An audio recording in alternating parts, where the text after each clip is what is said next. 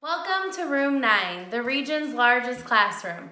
I am Mrs. Wright, and I teach at Monroe Elementary in St. Charles. Today, I will be teaching a reading lesson meant for second graders, but as always, everyone is welcome to learn with us. I am super happy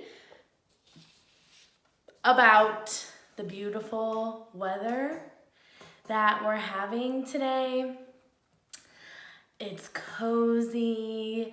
It's my favorite kind of weather. I like to make chili and watch Harry Potter on these kinds of days. I actually am drinking a little bit of coffee because feeling like a nap could have been coming, but I decided to come down here and hang out with my friends instead. So let's get started for today. Molly is underneath the table. Molly, do you want to come out and say hi? No? Okay, that's fine. We are getting closer and closer to Christmas time. If you celebrate Christmas, if you don't celebrate Christmas, happy Hanukkah, happy Kwanzaa. I hope that you are enjoying the holiday season, whatever that looks like for you. I know that I am. I personally live with Buddy the Elf, who wanted to put Christmas up as soon as Halloween was over. And I got him to the second Saturday of November, and then it was Christmas. So, and I love Christmas. I love decorating for Christmas. I love this time of year, but I also really love fall. Fall is my favorite time of the year. I love the weather, the leaves falling. So I'm always a little sad to take down my fall decorations and put Christmas up. But that's compromise sometimes, right? So we are going to get started today with, as always, making sure our brains and our bodies are ready to learn. So doing some stretching. Oh, yes, stretching high. If you feel like you are not in the green zone, maybe you are in yellow or in blue. I'm kind of in the blue. I'm a little tired. Or the red zone, maybe using some strategies like deep breathing, counting, closing your eyes, chair push-ups. Those always help me. You like lift on your chair and stretch, and you hold for 10 and then let go and do it again, okay? So let's go ahead and do some deep breaths and we can get started. Ready? Here we go.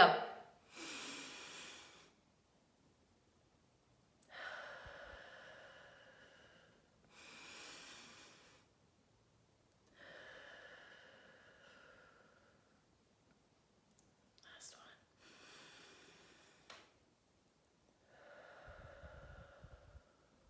one. All right. So our objective for this week is I will be able to make inferences using evidence from the text. Remember, the text is like whatever you're reading. So it could be a book, a paragraph, a passage. Anything that you're reading is the text.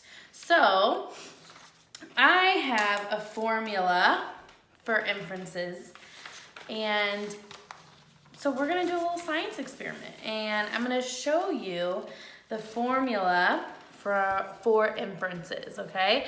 My mom, she's a very nice person. She just dropped off this food coloring because I realized I did not have any at my house.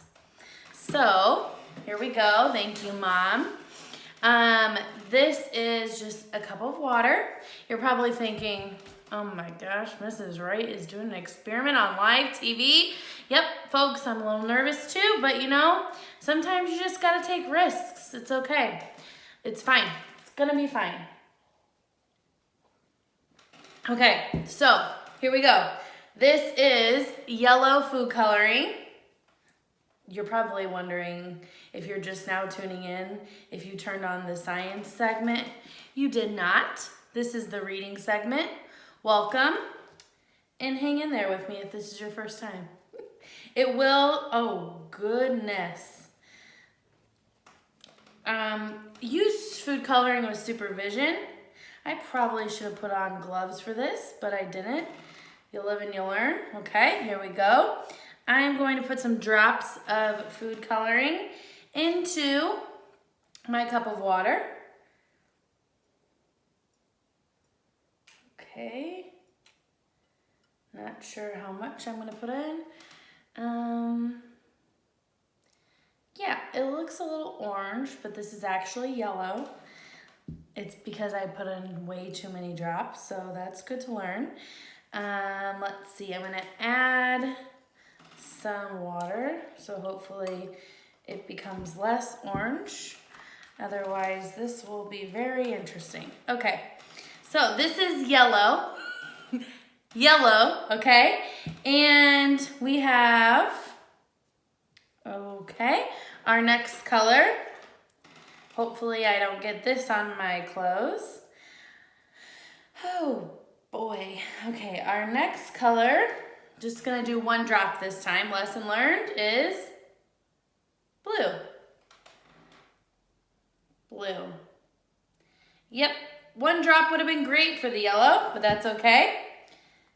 All right, so we have yellow, and you know what? I'm gonna keep trying to add some water to this to see if it evens out a little bit. So hang in here with me, folks.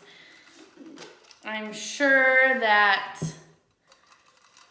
this is why people maybe do these things not on TV. Okay, well, it's still pretty, actually it's getting a little more yellow. It's yellow. Okay, and now then this one, still blue. Okay, so if you know anything about primary colors, yellow and blue are primary colors, right? When you mix yellow and blue together, do you know what color you get? I hear some good guesses. Okay, I'm going to point my camera down so that you guys can see this. And I really, okay, here we go. I really hope this doesn't spill. Oh, I already spilled a little something.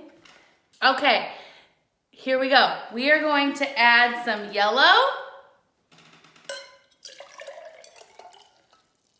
Some yellow. When you add yellow and blue together, watching, you get, ta-da, green. That's right. So, yellow and blue, they combine together to make green. So, our secret formula, dun, dun, dun, dun, is this. Your schema, your background knowledge, plus evidence from the text makes an inference. Okay? So, it's important to remember this.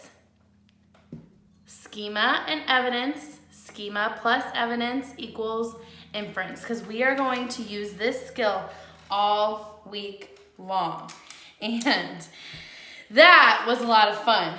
Only some minor hiccups, but it's fine. We got through it, right? Maybe I should put this, no, we'll put it right here. Inference. Schema is your background knowledge plus evidence from the text makes an inference. So we are going to practice making some inferences. And the way that you make inferences is by asking yourself what you already know while you're reading, or maybe, you know what, you use this skill, not necessarily even in inferring, just in life. So you might ask yourself, what do I already know about a situation? Okay, what do I already know? What schema do I have about this particular topic or situation? Okay, then the second thing you do is you ask yourself why a character is doing something, or why something would be happening. Why do you think the character is doing this? Why do you think that this is happening?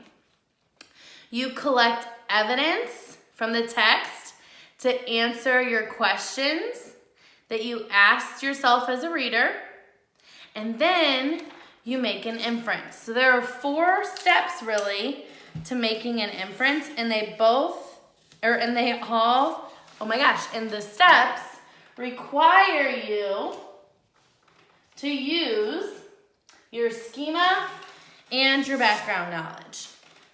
No, they're the same thing. Your schema and evidence, okay? So let's try this with me, okay? I am sitting here in my basement.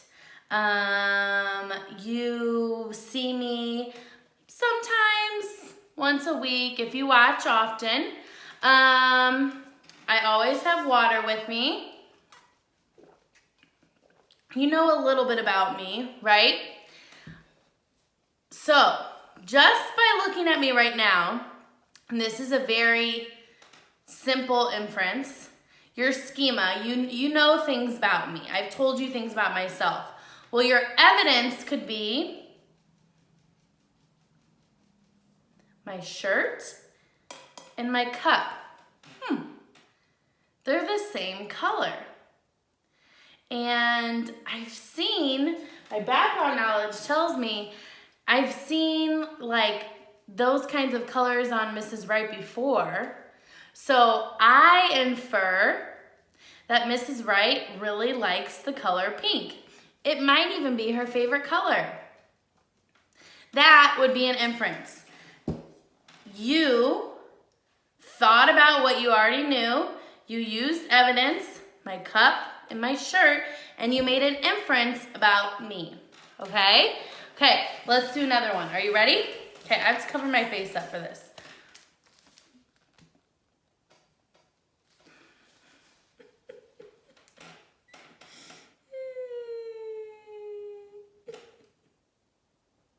What could you infer?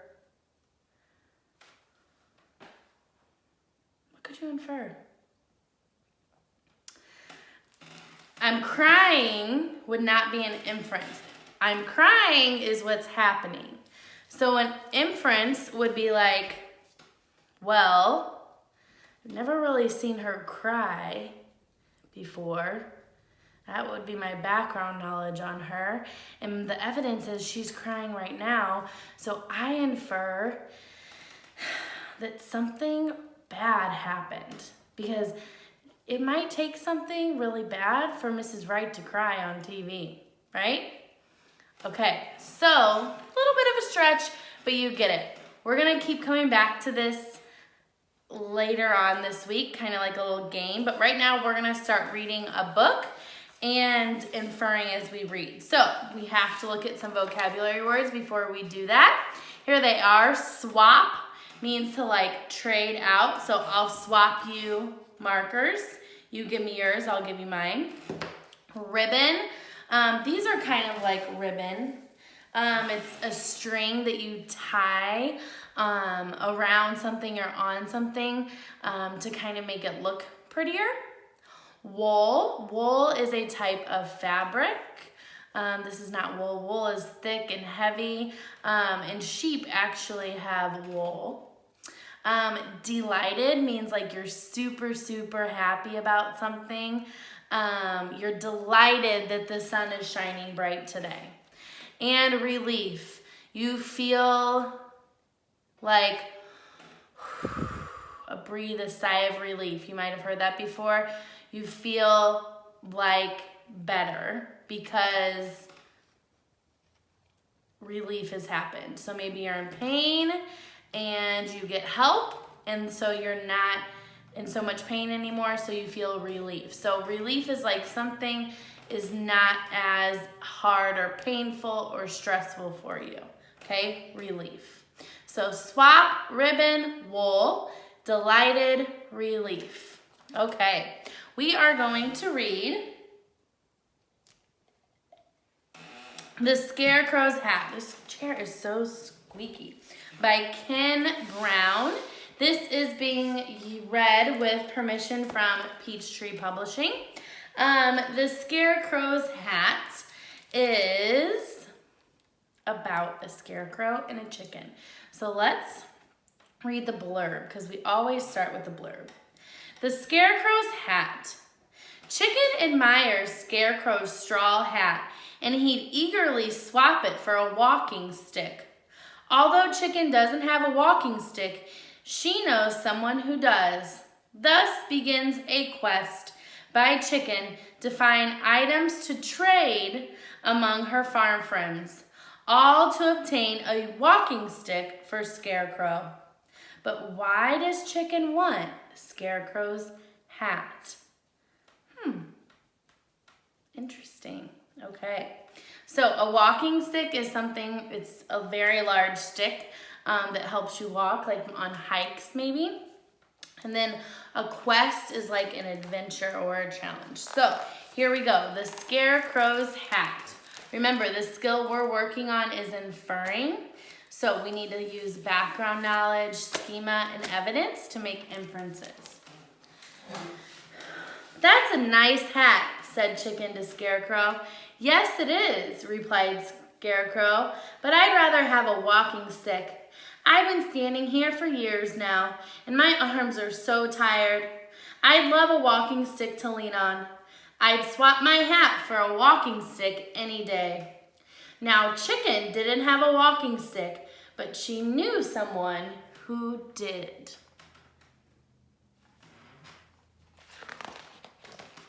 That's a nice walking stick, said Chicken to Badger. Yes, it is, replied Badger, but I'd rather have a piece of ribbon. It gets hot and stuffy underground, so I prop my door open with my stick, but I'm always tripping over it. If I had a ribbon, I could tie the door open. I'd swap my walking stick for a ribbon any day. Now, Chicken didn't have a ribbon, but she knew someone who did. I feel like there's a pattern that's going to start happening. That's a nice ribbon, said Chicken to Crow. Yes, it is, said Crow, but I'd rather have some wool. My nest is on this high stone ledge, and it is very hard to sit on. I'd love some warm, soft wool to line it with. I'd swap this ribbon for some wool any day. Now, Chicken didn't have any wool, but she knew someone who did.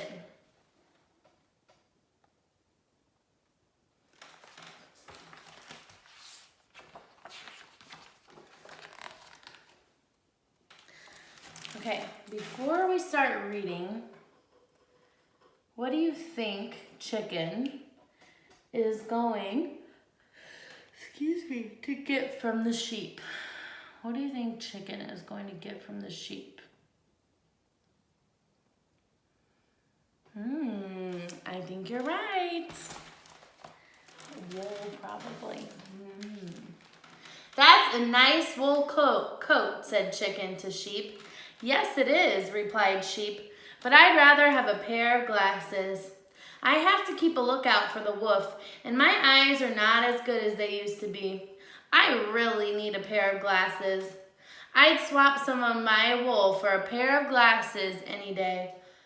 Now, Chicken didn't have a pair of glasses, but she knew someone who did. That's a nice pair of glasses, said Chicken to Owl. Yes, it is, said Owl. My old one's broke, so I had to get a new pair, but I'd rather have a blanket. The sun streams through my window and keeps me awake all day. which wouldn't matter if I had a good, thick blanket to sleep under. I'd swap my glasses for a blanket any day. Now, Chicken didn't have a blanket, but she knew someone who did.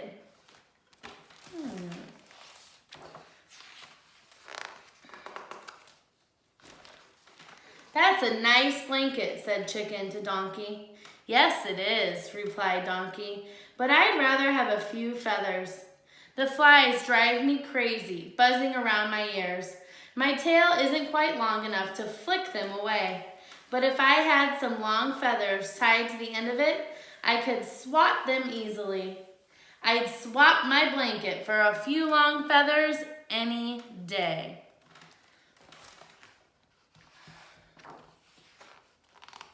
Quick as a flash, Chicken pulled out 1, 2, 3 of her longest feathers and tied them to Donkey's tail.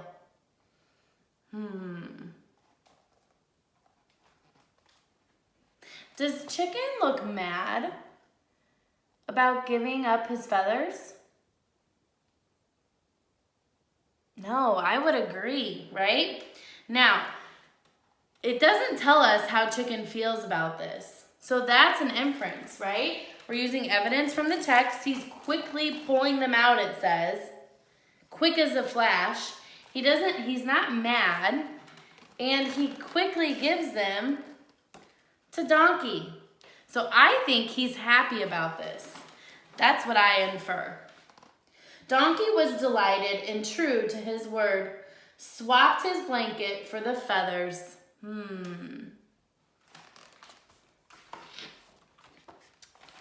Chicken took the blanket to Owl, who swapped it for his glasses. The old ones, of course. She took the glasses to Sheep, who swapped them for her wool. She took the wool to Crow, who swapped it for her ribbon. She took the ribbon to Badger, who swapped it for his walking stick.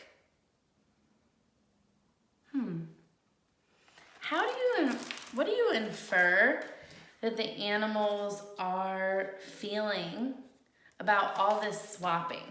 So I want you, if you haven't grabbed something to write on or something to write with, I want you to go grab it really quick because we are going to make an inference.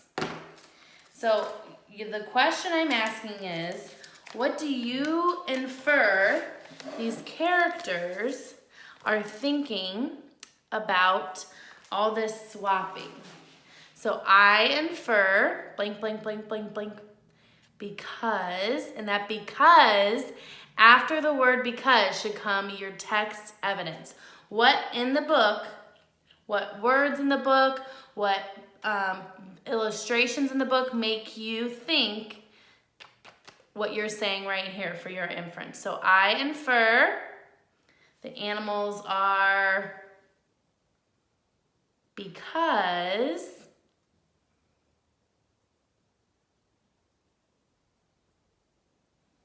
go ahead and write it. I infer, I'm going to write mine.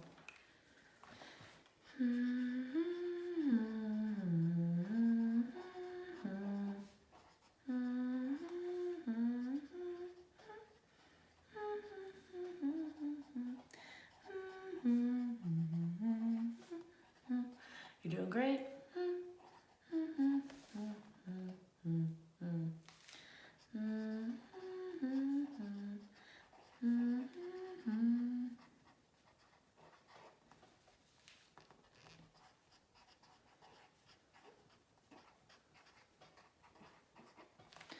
Okay.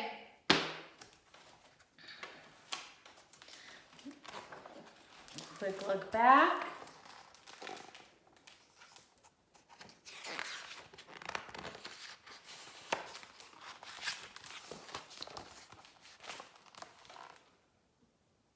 All right, this was my inference.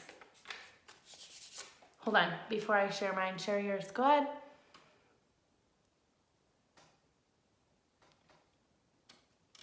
Beautiful job.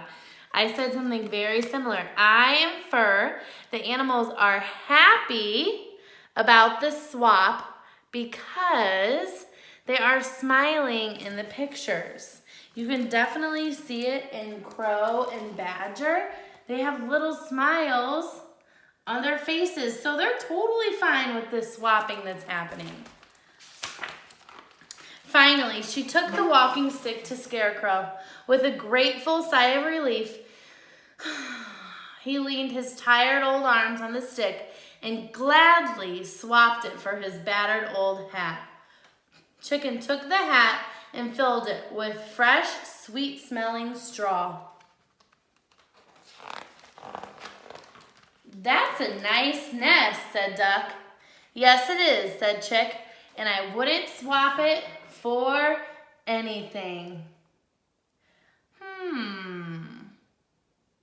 So the author of this book did not come out and tell us exactly why Chicken was so admiring the Scarecrow's hat. But now we know, we can infer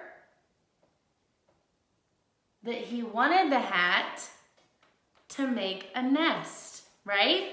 So we have our schema, our background knowledge. Chickens live in nests, right? And everything that happened in the book, he was swapping. And the evidence would be the picture. And he said he wouldn't trade his new nest for anything. So that must have been his goal at the very beginning, was to get himself a nest, right? Okay, you guys did a wonderful job today working on inferring. Thanks for also putting up with my science experiment that only went a little bit crazy, but that's okay. We survived it, right? And I can't wait to see you back here tomorrow to do some more inferring. Bye, guys.